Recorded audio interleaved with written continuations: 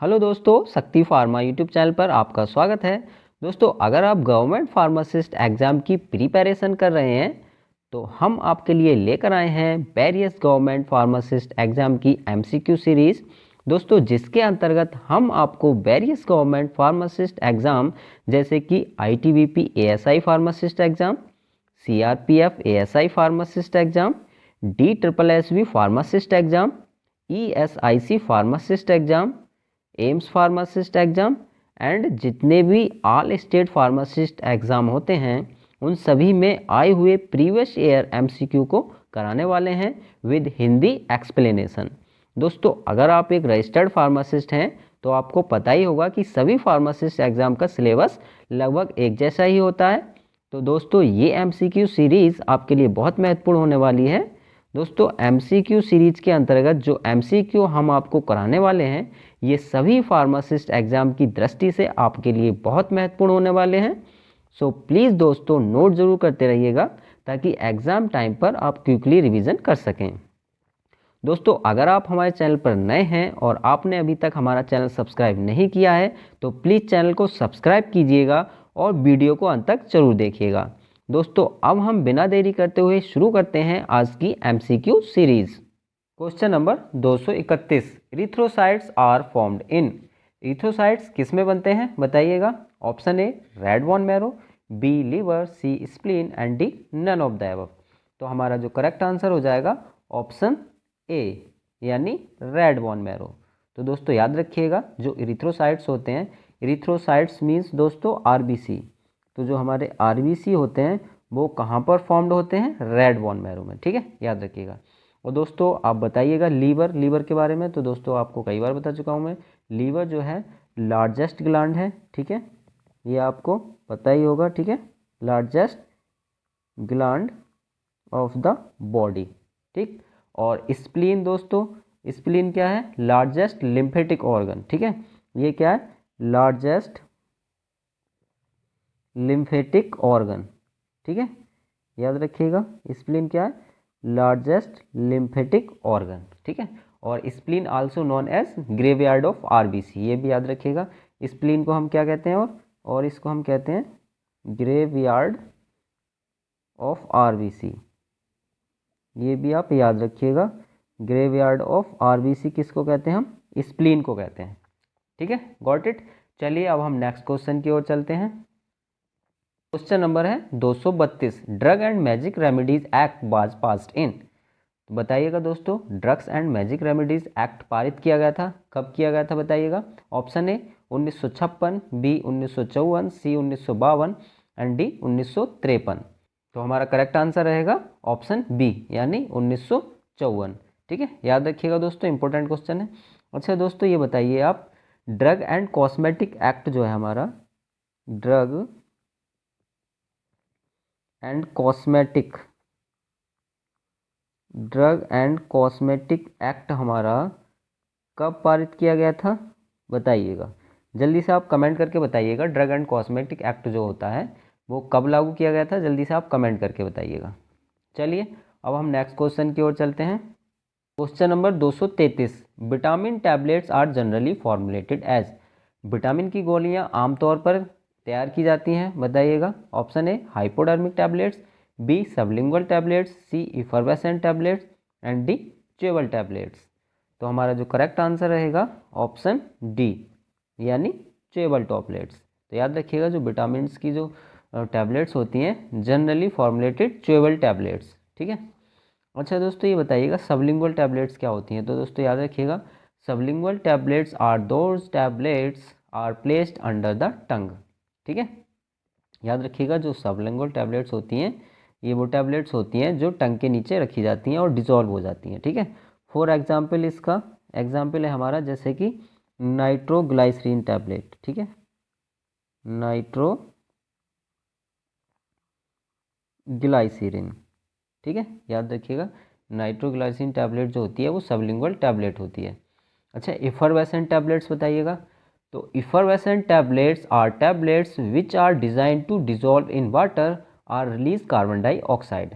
ठीक है, तो इफरवेसेंट टैबलेट्स जो होती हैं दोस्तों, ये स्पेशली ऐसे डिज़ाइन की जाती हैं जो कि वाटर में डिजॉल्व हो जाएं और वाटर में डिजोल्व होने के बाद ये क्या करती हैं, कार्बन डाइऑक्साइड रिलीज़ करती हैं, ठीक है, CO2 रिलीज़ करती हैं। जैसे कि दोस्तों इसका जो एग्जाम्पल होता है, एस्पिरिन की जो टैबलेट होती है, ये हमारी क्या होती है, ये इफरवेसेंट टैबलेट्स होती है, ठीक है। इसको पानी में घोलने पर कार्बन डाइऑक्साइड रिलीज होती है, ठीक है, गॉट इट। चलिए अब हम नेक्स्ट क्वेश्चन की ओर चलते हैं। Question number 234, the average total number of white blood cell is, श्वेत रक्त कणिकाओं की कुल औसत संख्या कितनी होती है, बताइएगा।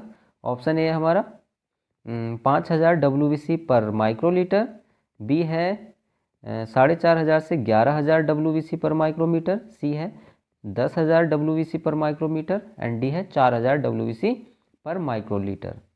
तो हमारा जो करेक्ट आंसर रहेगा ऑप्शन बी रहेगा, यानी 4500 से 11000 WBC पर माइक्रोलीटर। अब नेक्स्ट क्वेश्चन की ओर चलते हैं। Question number 235, which one of these leucocytes are present in major concentration, इनमें से कौन सा ल्यूकोसाइट्स प्रमुख एकाग्रता में मौजूद है, बताइएगा। ल्यूकोसाइट्स दोस्तों आपको हम बता चुके हैं, ल्यूकोसाइट्स मीन्स होता है, क्या होता है, leucocytes are also known as WBC, ठीक है, ये आप याद रखिएगा, ठीक है। तो ये पूछा है कि निम्न में से कौन सा ल्यूकोसाइट्स प्रमुख एकाग्रता में मौजूद है। Option A neutrophils, B eosinophils, C basophils and D lymphocytes. तो हमारा जो करेक्ट आंसर रहेगा वो रहेगा ऑप्शन ए, यानी न्यूट्रोफिल्स। तो याद रखिएगा जो न्यूट्रोफिल्स जो WBC है ये क्या होती है, मेजर कंसंट्रेशन में प्रेजेंट होती है, ठीक है। दोस्तों याद रखिएगा ये न्यूट्रोफिल्स, इसिनोफिल्स, वैसोफिल्स, लिम्फोसाइट्स और एक है हमारा मोनोसाइट्स, एक और नोट कर लीजिए, एक होता है मोनोसाइट्स, ठीक है। ये क्या होती हैं, ये सारी की सारी क्या है, WBC के टाइप हैं, ठीक है। WBC हमारे कितने टाइप्स की होती हैं, 5 टाइप्स की, ठीक है। तो ये WBC के प्रकार हैं, neutrophils, eosinophils, basophils, lymphocytes and monocytes, ये सभी के सभी क्या हैं, WBC हैं, ठीक है। दोस्तों जो न्यूट्रोफिल्स है, न्यूट्रोफिल्स का काम क्या होता है, they kills and digest bacteria and fungi, ठीक है। न्यूट्रोफिल्स क्या करता है, they kills and digest bacteria and fungi. और बेसोफिल्स क्या करता है, responsible for response to allergens. और दोस्तों लिम्फोसाइट्स क्या करता है, एक्शन अगेंस्ट वायरल इन्फेक्शन, याद रखिएगा, ठीक है, action against viral infection lymphocytes. चलिए अब हम नेक्स्ट क्वेश्चन की ओर चलते हैं। क्वेश्चन नंबर है 236, fibrinogen is synthesised in, fibrinogen का संश्लेषण होता है, बताइएगा। ऑप्शन ए लीवर में, B spleen, C kidney and D bone marrow. तो हमारा जो करेक्ट आंसर रहेगा ऑप्शन ए, यानी fibrinogen is synthesised in liver. अच्छा स्प्लीन के बारे में दोस्तों हम अभी बता चुके हैं आपको, ठीक है। स्प्लीन क्या है, स्प्लीन क्या है, लार्जेस्ट लिम्फेटिक ऑर्गन है, ये आपको हम बता ही चुके हैं, और also known as graveyard of RBC, ठीक है, ये भी आप बता चुके हैं आपको, क्या है ये, ग्रेवयार्ड ऑफ RBC, ठीक है, कई बार पूछ लिया जाता है, ठीक है, नोट कर लीजिए। किडनी के बारे में दोस्तों आप जानते ही हैं, ठीक है। बोन मैरो दोस्तों, बोन मैरो क्या है, bone marrow produce RBC, bone marrow produces RBC, ये आपको पता है, ये क्या करती है, बोन मैरो प्रोड्यूसेस RBC, ठीक है, बोन मैरो प्रोड्यूसेस RBC, और RBC क्या करती है, RBC that carries oxygen, okay. चलिए अब हम नेक्स्ट क्वेश्चन की ओर चलते हैं। क्वेश्चन नंबर है 237, emulsions are which type of dosage form, emulsion किस प्रकार के खुराक के रूप में है, बताइएगा। Option A monophasic, B biphasic, C triphasic and D tetraphasic. तो हमारा जो करेक्ट आंसर रहेगा ऑप्शन बी, यानी बाईफेसिक, ठीक है। चलिए अब हम नेक्स्ट क्वेश्चन की ओर चलते हैं। क्वेश्चन नंबर है 238, एसिटाइल सैलिसाइलिक एसिड इज, बताइएगा दोस्तों, एसिटाइल सैलिसाइलिक एसिड है, यानी किसको कहते हैं acetyl salicylic acid. Option A sulindac, B aspirin, C mefenamic acid and D acridine. तो हमारा जो करेक्ट आंसर है ऑप्शन ए, यानी एस्प्रिन, ठीक है, याद रखिएगा। अच्छा दोस्तों जो सुलिंडेक है ये क्या है, ये नशेड्स कैटेगरी की ड्रग होती है, याद रखिएगा। नसेट्स कैटेगरी की ड्रग्स है, non steroidal anti inflammatory drugs होती है सुलेंडेक, ठीक है। It is use to treat mild to moderate pain, ठीक है, मिल्ड टू मॉडरेट पेन में यूज़ किया जाता है। एस्प्रिन, एस्प्रिन दोस्तों आपको पता ही है ये कैसी ड्रग होती है, ये इफरवेसेंट टैबलेट होती है हमारी। और मेफेनेमिक एसिड भी दोस्तों हमारी नसेट्स कैटेगरी की ही ड्रग है, ये भी आप याद रखिएगा, ठीक है। और जो मेफेनेमिक एसिड है ये हमारा क्या है, एंथ्रालिनिक एसिड डेरिवेटिव होता है, ये आप नोट कर लीजिए, एंथ्रालिनिक एसिड डेरिवेटिव है ये, ठीक है, याद रखिएगा। मेफेनेमिक एसिड क्या है, एंथ्रालिनिक एसिड डेरिवेटिव। Got it. चलिए अब हम नेक्स्ट क्वेश्चन की ओर चलते हैं।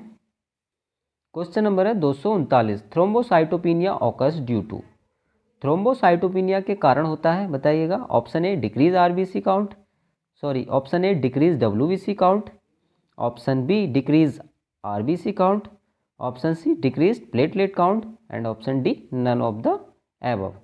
तो हमारा जो करेक्ट आंसर रहेगा ऑप्शन सी, यानी डिक्रीज्ड प्लेटलेट काउंट, ठीक है दोस्तों, याद रखिएगा। डिक्रीज्ड प्लेटलेट काउंट यानी जब प्लेटलेट्स की मात्रा नॉर्मल से डिक्रीज हो जाती है तो इज कॉल्ड थ्रोम्बोसाइटोपिनिया, ठीक है, याद रखिएगा। अच्छा दोस्तों, एक टर्मिनोलॉजी होती है पॉलीसाइथीमिया, ये भी आप नोट कर लीजिए, क्या है पॉलीसाइथीमिया,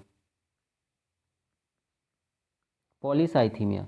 तो पॉलीसाइथीमिया में क्या होता है दोस्तों, इसमें इस कंडीशन में होता है increase the number of RBC, इसमें क्या होता है, increase the number of RBC, ठीक है, आरबीसी की संख्या क्या होती है इसमें, बढ़ जाती है पॉलीसाइथीमिया में, ठीक है, याद रखिएगा। चलिए अब हम नेक्स्ट क्वेश्चन की ओर चलते हैं। Question number 240, which drug is used for the detection of boric acid, boric acid का पता लगाने के लिए किस दवा का प्रयोग किया जाता है। Option A turmeric, B benzoin, C myrrh and D tolu balsam. तो हमारा जो करेक्ट आंसर रहेगा ऑप्शन ए, यानी turmeric. Turmeric is used for the detection of boric acid, ठीक है, याद रखिएगा। अच्छा बेंजोइन, दोस्तों बेंजोइन के बारे में कुछ बताइएगा आप, ठीक है। बेंजोइन जो है दोस्तों it is used as canker sores, ठीक है, it is used as canker source.